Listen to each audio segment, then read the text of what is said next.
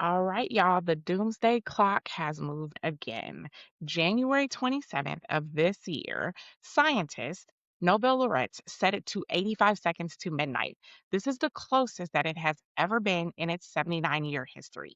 Now, if you're like me, you probably have no idea what the Doomsday Clock is or what it measures. And I didn't either until a friend of mine talked to me about it and sent me down a rabbit hole, right? So don't go anywhere. I want you to go down this rabbit hole with me for a moment, and let's talk about how this clock is no longer simply measuring nuclear risk, right? And now it is measuring the collapse of systems that have organized the world as we know it. And three of those systems are breaking down right now in real time at the same time.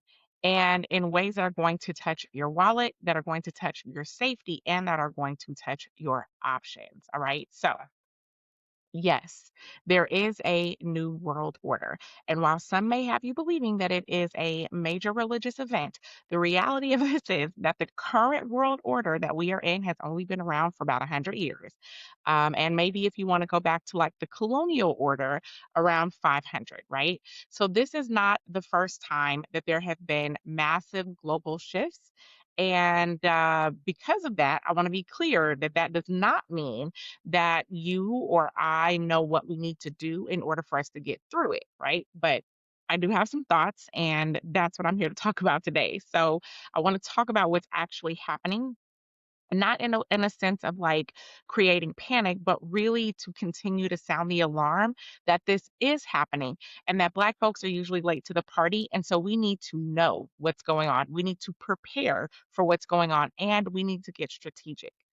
So I believe that if you understand what's shifting, then you can position yourself inside of that shift instead of just being buried by it. So, with that, welcome to my channel. I'm Jice Johnson, a business strategist and economic developer, and here we talk about business, leadership, and global politics. And if this type of content resonates with you, I want you to go ahead and do all the YouTube things. Go ahead and hit that subscribe button, like this video, and share it out. All right. So I want to start with this doomsday clock because most people don't understand what it's actually measuring. But I want you to stick with me and I'm going to give you a little history, just so we can all be a little informed about what this is. All right. Now, the doomsday clock was created in 1945 by the same scientists who built the atomic bomb.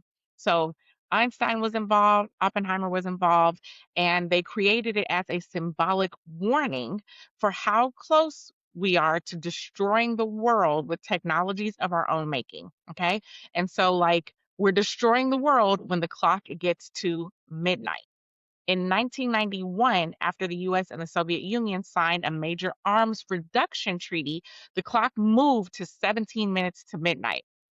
Now, that was the furthest it had ever been. And that was basically like the high point of international cooperation. Because ever since then, the clock has basically moved in one direction, and that's closer to midnight, right? So it was 100 seconds for midnight in 2020, 90 seconds to midnight in 2023. 89 seconds to midnight in 2025. And now, here in 2026, it is 85 seconds to midnight. The Bulletin of Atomic Scientists said this in January, that the problem is not just nuclear weapons. It's nuclear weapons plus climate change plus disruptive technologies like AI. And the leaders, and this is a quote, are increasingly aggressive, adversarial, and nationalistic rather than cooperative. The Basically what they called it was a winner takes all great power or global power competition. Okay. So here's what I need for you to pin, right? Is that competition, right? That aggressive, adversarial nationalism between the US, Russia, and China is the context inside of which everything else that I'm getting ready to talk to you about, right? It's the context in which that is happening. And it's important for us to understand that the world is not headed for more cooperation, but quite the opposite, right? Even with new alliances being formed and all of that, the world is actually headed towards a greater level of fracturing. And in that fracture, there are undoubtedly going to be losers, right? Like this is unavoidable. But there are also going to be people who are positioning themselves for what is next. And so, my hope with this conversation is that we, right, you and I, we are aiming to be in that second group. So I'm going to talk about three things. Let's start with the decline of the West. Now, the decline of the West is not a conspiracy theory. This is historical pattern and it has repeated itself for thousands of years, right? So there's a lot of research about this. So I just cannot argue with anyone who is practicing so much dissonance that they, feel like this is not a reality, right? So please just miss me in the comments, okay? Empires rise, they concentrate wealth, they concentrate power, and that concentration it creates inequities, it creates resentment, it creates overextension, and eventually the weight of all of that collapses, in on itself, right? This is Rome. This is the Ottoman Empire. This is the British Empire. It is the same shit. It is a different day, right? Different centuries, but the pattern is the same. And so we cannot have so much, U.S. Arrogance and US entitlement that we think that this cannot happen to us here in the US, right? So the question really isn't if, it's when and it's how fast. And in all fairness, there are some who are attempting to slow this down, but they cannot stop it. And we should understand that, right? Voting is not going to stop it. Debt reduction is not going to stop it. We're not going to produce enough fast enough. So there are real measurable signals of this collapse, okay? Um, Let's start with the US national debt crossing $39 trillion this month, which is March of 2026 when I'm recording this. The interest on that debt is now the fastest growing line item in the federal budget, right? And this war is certainly not helping.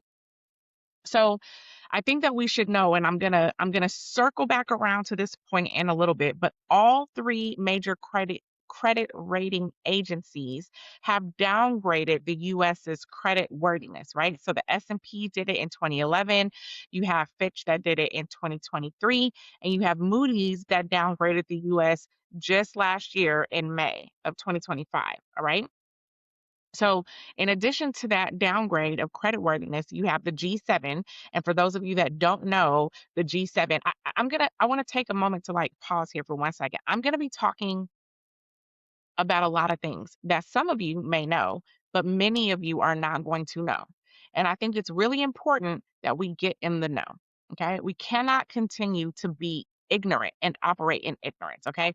So, for some of you that do know what some of these things are, I'm sorry if I'm over explaining.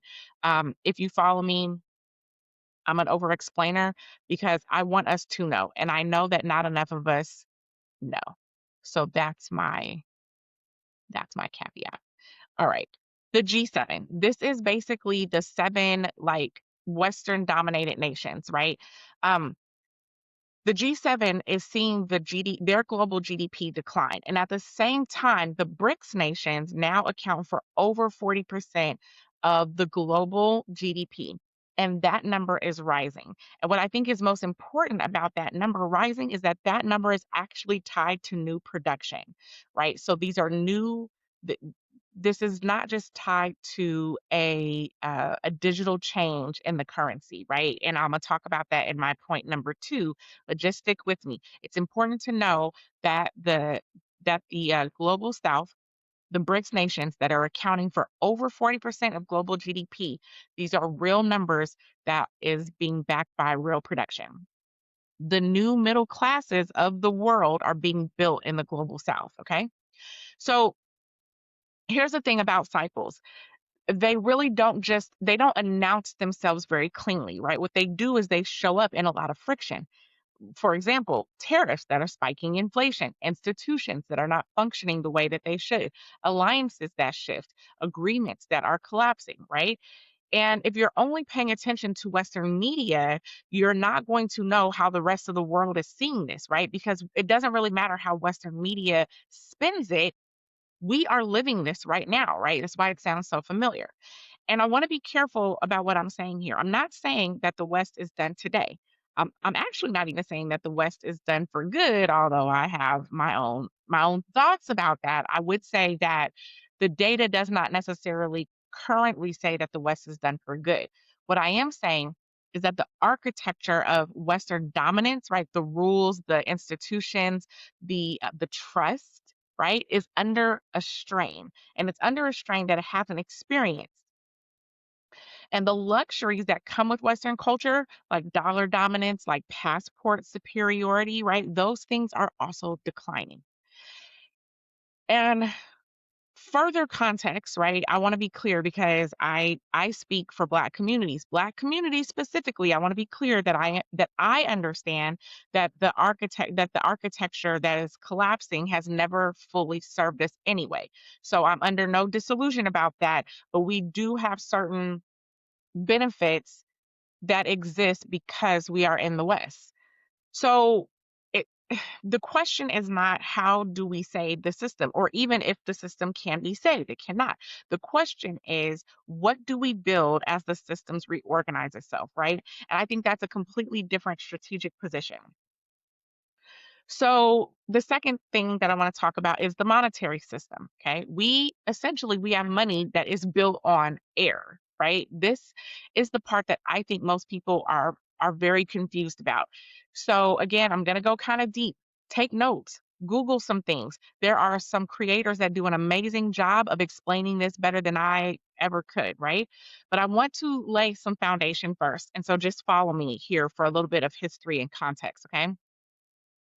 In 1944, the Western world came together at Bretton Woods, and they all agreed that all currencies would be pegged to the US dollar and that the US dollar was going to be backed by gold. This is important because there was a physical anchor, and that meant that money was tied to something tangible. Money was tangible. So, of course, we all know that in 1971, Nixon ended that, right? He closed the gold window and basically severed, not basically, he did sever the dollar from gold.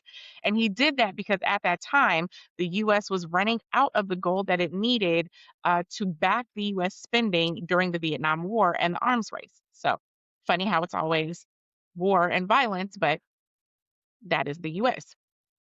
So from that point going forward, the dollar has been backed by two things. Okay. One is trust in the US government.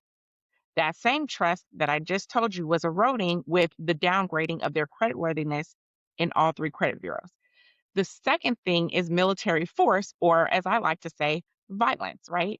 The US allies trust us, but everyone else is under this very real and very present danger of extreme violence that is led by US forces and other Western powers.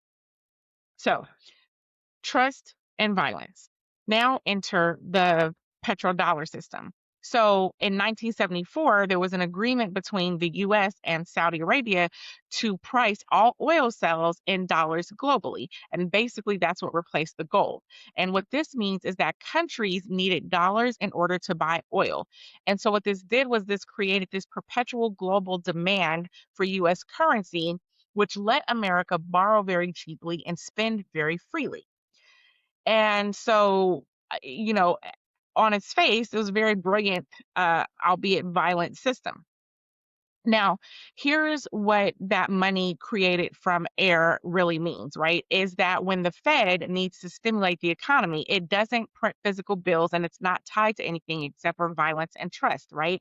Instead, they create electronic dollars that essentially just expand the balance sheet. During COVID, the US injected trillions of dollars into the economy this way. That money is not backed by new production. It's not backed by new resources. It's not backed by new value of any sort. It's literally just created out of thin air. And that creation at scale, it really erodes our purchasing power for everyone holding the dollar. This is inflation. This is why everything feels so expensive, right? So now what you have is, well, I want to also now include the concepts of digital currency because this is really where it gets real. Bitcoin and most crypto were actually created as a response to our fiat monetary system. Most specifically, as a reaction to the 2008 financial crisis, where the Fed also just printed money. And so, crypto it really isn't an extension of the fiat currency system. Instead, it is designed as an alternative to the fiat currency system. It is a system with a fixed supply, much like gold, right? And so there are 21 million Bitcoin. That's it, ever. The government can't inflate it. The government can't print more of it out of convenience or even out of economic need. And that was the entire point. So now, here's where it gets interesting and a little ironic.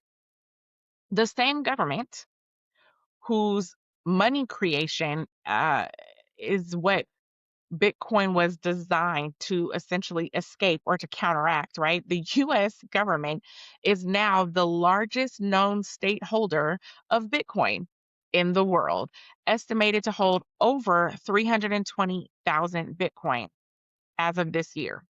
So, in March of last year, March of 2025, Trump signed an executive order that established a strategic Bitcoin reserve, essentially treating Bitcoin as a permanent reserve asset, right? That is basically funded by Treasury's forfeited Bitcoin, right? So it's supposed to be, they call it a digital Fort Knox. I want to make sure that we're understanding, right? The government that just prints money from air is now stockpiling an asset that was meant to replace it printing money from air. You cannot make this up. This, in my opinion, my non-expert opinion, this tells you everything that you need to know about where this is going, because the US government knows that it cannot continue to just print money that is only pegged by violence and trust. Okay. So, understanding that we have this digital currency thing going on, I want to break down the four essentially like digital money categories, because we don't know, and people are conflating these things, and it causes a lot of confusion. So number one is Bitcoin and crypto. Again, this is an alternative to the system, right? There is a fixed supply. There's no central authority, right? So this was initially set up as like the exit ramp out of fiat currency. So the second thing is stablecoin. Stablecoin is one that doesn't get talked about enough, but I think it needs to be, because they are creating a shadow banking system right now up underneath us using stablecoin. Stablecoin is a digital asset that is pegged to a fixed value, usually the dollar. So basically, one US dollar or one US dollar treasury is essentially worth one stable coin. So this one to one, right? And it lives on a blockchain, much like crypto, right? But it doesn't fluctuate like crypto. Now in 2024, stablecoin, the transfer volume, right? So basically, this is, when I'm saying transfer volume, I mean the money that is moving, the stable coin that is moving, was over $27 trillion. That volume is more than Visa and MasterCard combined. Okay. So think about how money moves around Visa, MasterCard. More stable coin moved than Visa and MasterCard combined, right? So just think about that. More than Visa, more than MasterCard. And most of you that are watching this have never heard of it. In July of last year, Trump signed the Genius Act. Okay, so this was the first federal crypto legislation in history establishing a regulatory framework for stablecoins. This basically allows for issuers to back them one to one with cash or short term treasuries. So basically, this created a framework that private operators, banks, fintechs, corporations can issue stablecoin as long as they're pegging them to the dollar. So they basically become a portable type of infrastructure. They're faster to move, they're borderless, and can still be dollar dominated because they're pegged to the dollar, right? So this can actually extend some dollar dominance potentially, or it can create a new monetary system that the government can't fully control. And if I had to guess, it's probably going to do both. I believe that already we're seeing signs of both. So, number three, CBDCs. These are central bank digital currencies. Okay. Now, this is the government creating its own digital fiat. This, not private companies, the government, right? And it's programmable and it's surveilled. So this is an extension of the same system that we already have, essentially just something that can be created, right? But it has a direct line from your wallet straight to the state, And while the U.S. hasn't implemented this yet, right, it has been a topic of discussion and one that we should pay attention to because China's digital yuan is already live, and there are other countries that are in development of this. So we should be aware that this is happening. Um, Now, the last one, right, number four, is the strategic reserve play. So I mentioned that the U.S. is holding Bitcoin as a national asset. And I think that this is telling because what it says is that even we think the dollar is not enough, right? And so we need to hedge against the dollar or the loss of dollar dominance. And we are using other people's assets to do that. So Bitcoin that was seized from criminals and never returned back to the public is now parked as a government asset. What does all of this mean? The monetary system is not collapsing, it's being renegotiated by governments and institutions and technologies and by nations who are done trusting a system that was not designed with them in mind. And so the question for us is really not like which coin should I buy? The question is, do you understand what money is being transformed into?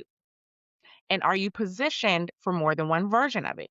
Okay. They are literally rewriting the rules of money right now. And because people who only hold one currency in one country and one system are going to be the most vulnerable. Okay. And you won't even know that you're at risk. The dollar's share of global foreign exchange reserves has fallen. Gold purchases by central banks have surged.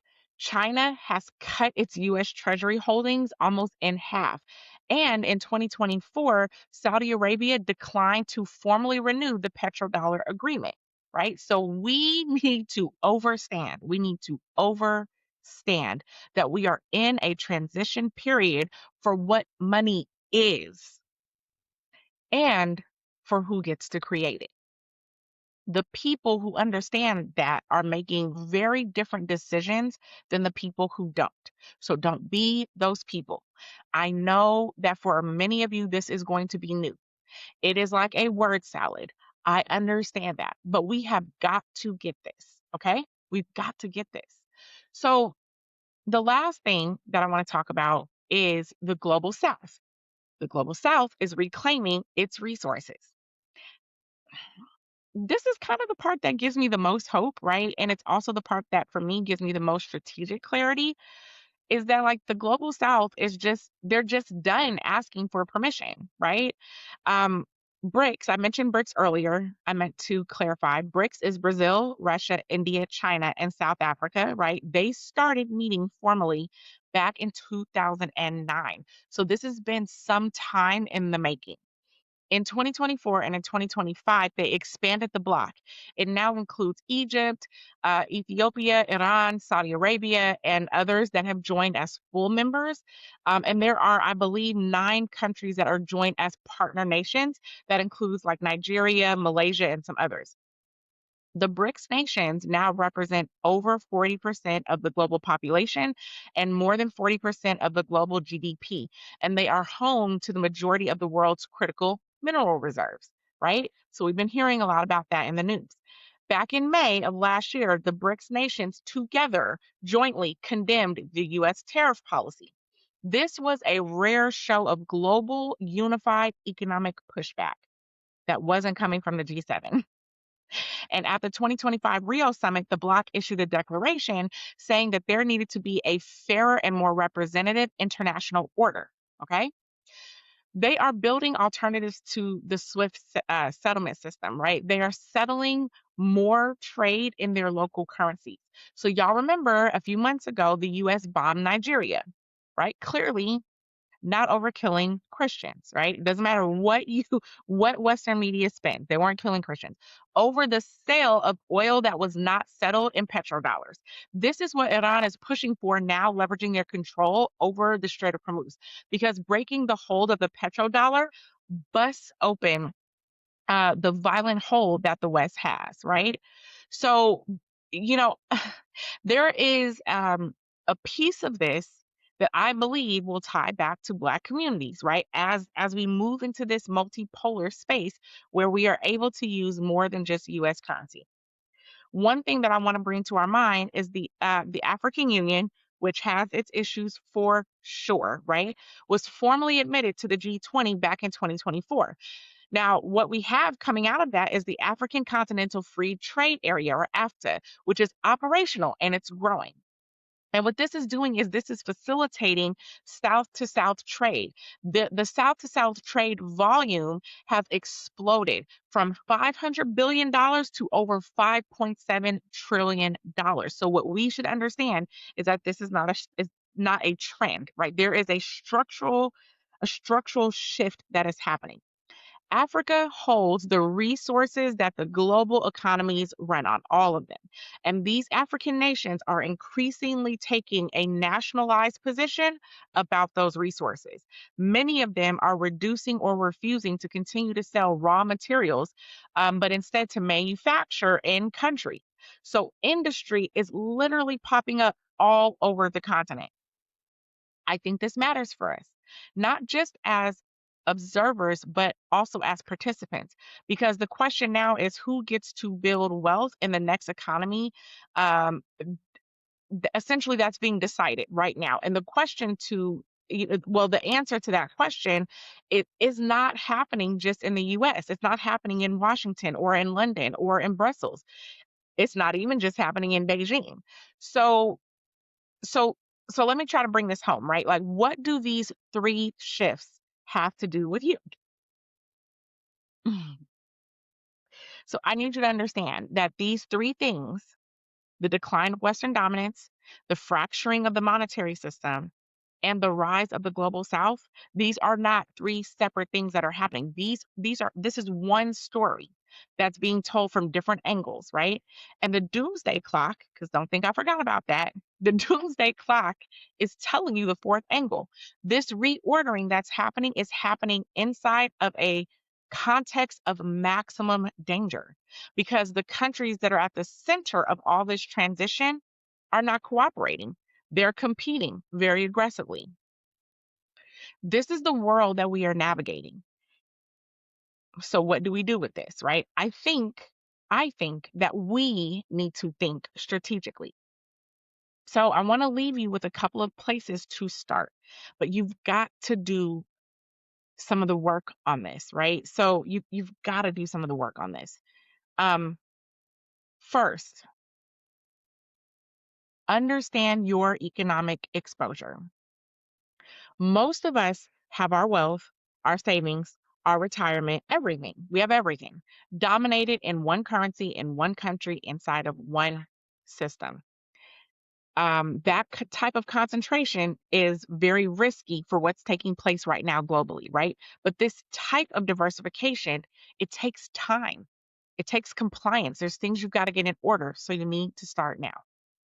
Next, watch the global south very closely, right? So after the African Continental Free Trade Area, write that down, look it up. It applies to all 54 nations in Africa.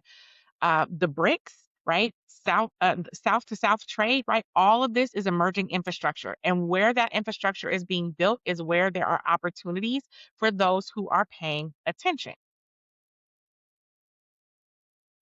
Um,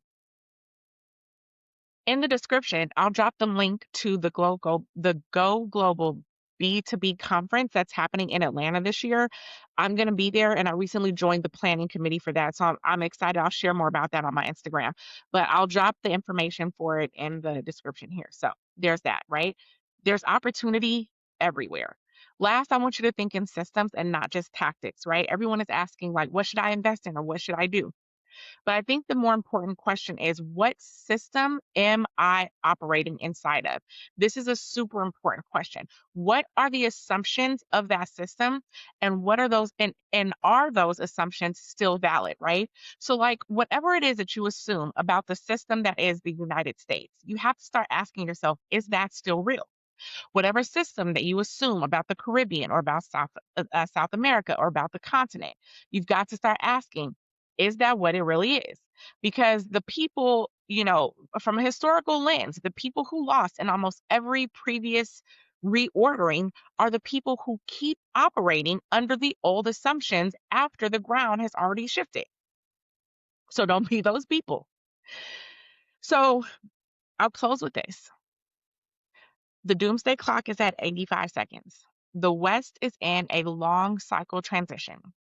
The monetary system as we know it is being renegotiated in real time, right? We need to clock that. The global South is reclaiming what was always theirs.